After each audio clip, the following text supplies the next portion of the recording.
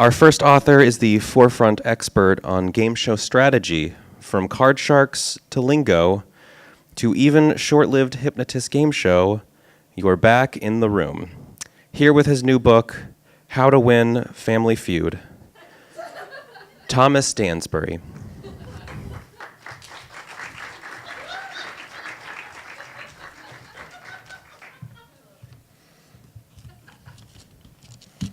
Hello, my name is Thomas Dansbury, and yes, I am the forefront expert in game show strategy. I have written the textbooks Game Show Theory, A History of Questions and Answers, and Chuck Barris, The Genius Behind the Gong Show. These are taught in the select universities that are accredited to teach about game shows, such prestigious universities as Shaw University, Fayetteville State University, and Fountainhead College of Technology. Please don't let the bod fool you. So yes, I do know what I am talking about. And also, I come from a family, mother, father, sister, and brother. And yes, that family was recently on Family Feud. And yes, you may be wondering, Thomas, I just recently saw the Dansbury family and Family Feud, yet I did not see you. You would be correct. Apparently, my sister's new husband, Yanni, was from another country, therefore more educated than me, and they didn't want to upset my younger brother, Benjamin, because as my parents put it, you know how he can get, Thomas, I've heard. Anyways, after watching those knuckleheads play, I decided to put together the true strategy of winning Family Feud in this book, How to Win Family Feud. Chapter 1, Intro. Are you an idiot? Do you want to risk a lifetime of ridicule from 4 other family members because you thought out of 100 people, a decent chunk said Masaccio was their favorite Italian Renaissance painter / sculptor? Hint, if it's not a Teenage Mutant Ninja Turtle, you're wasting Steve Harvey's time.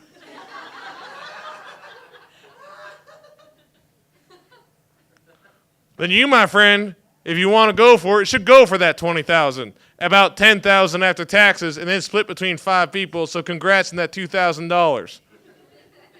That time you took off work is definitely worth it. You know who's pissed off the most? The number 6 family member.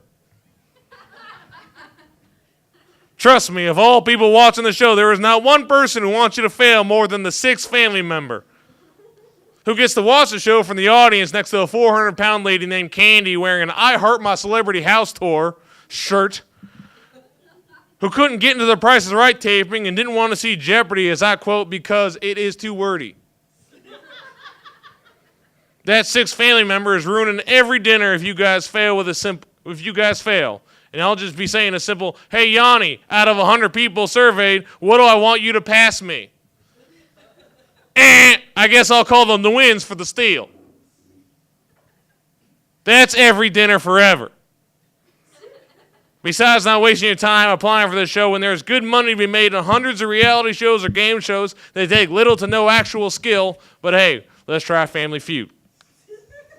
Chapter 2, the competition. Prepare to compete against a family of a different race and culture than you've experienced. Listen, mostly white audience I have for my books.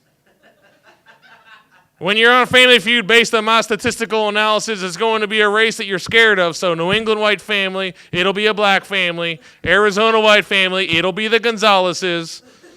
And Florida white family, it'll be books. Just kidding, it'll be Cuban.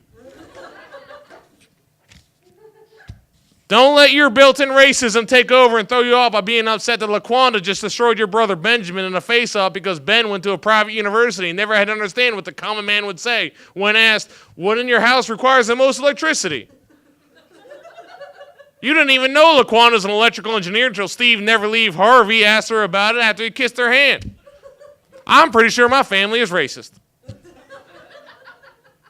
Chapter 3, the host. Steve Harvey, he's great. He told me that he was sorry that I could not be on the show, so now I respect him even more. The only host close to him was Richard Dawson because he was the right mix of womanizer and drunk.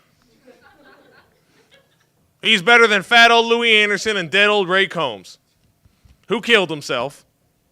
Survey says you're dead.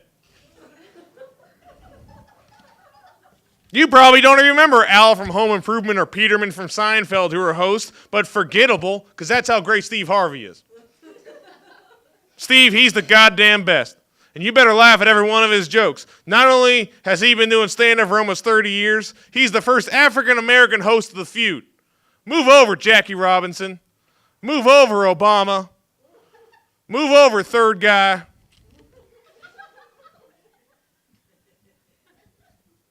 And before you ask, yes, I am not counting that short stint by Al Roker because that was prime time in a celebrity edition, which I do not appreciate and do not think is part of the Family Feud mythos.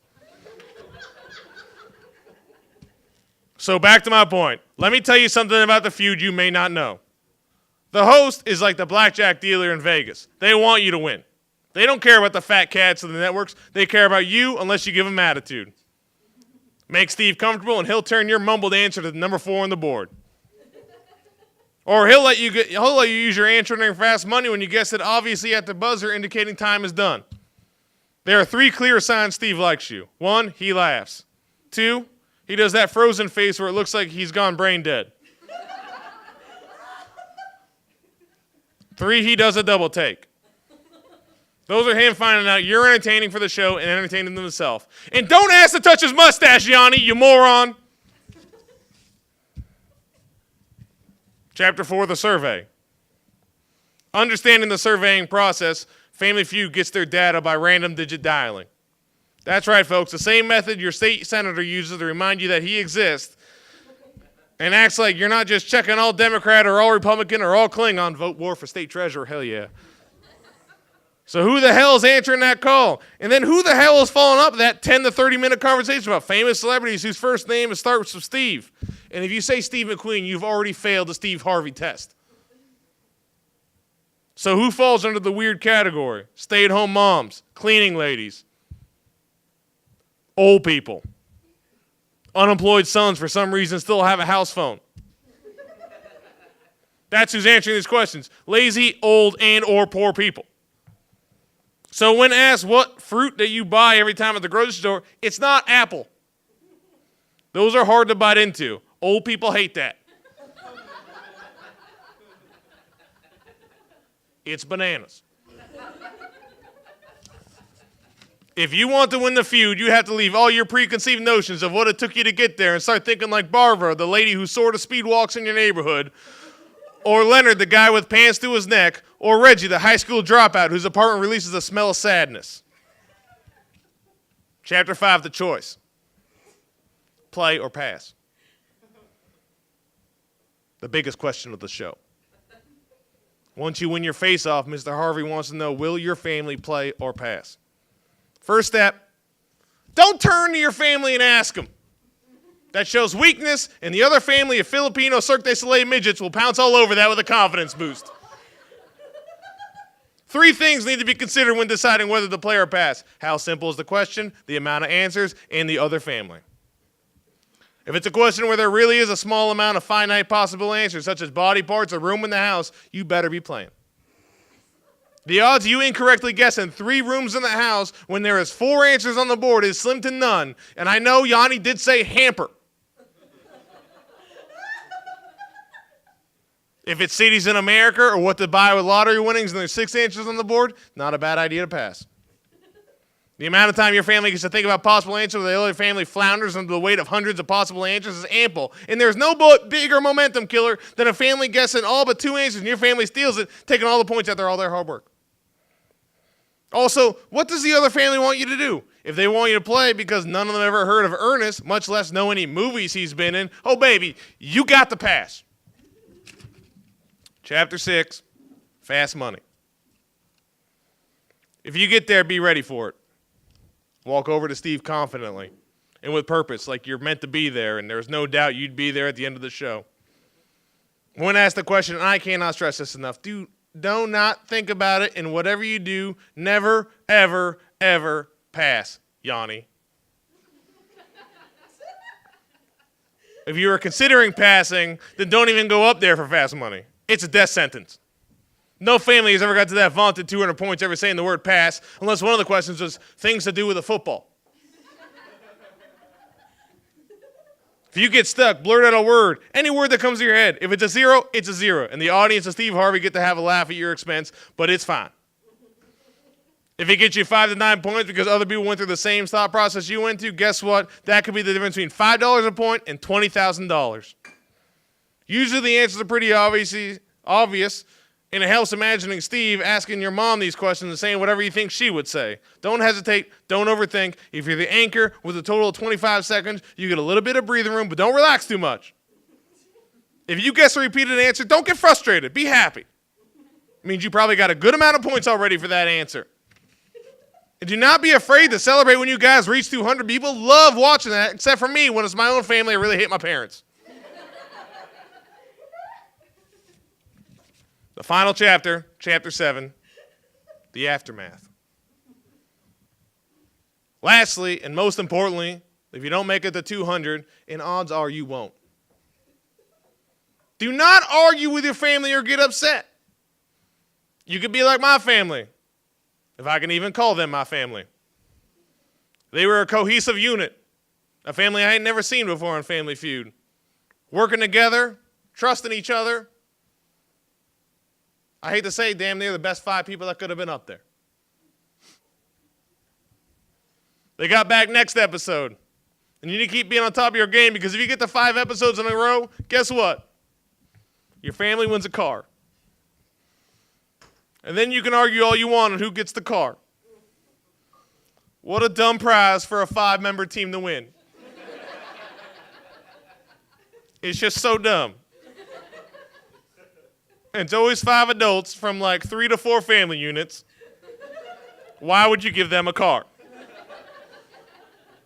If that situation happens, whoever gets the car gives up their share of the money. Simple answer.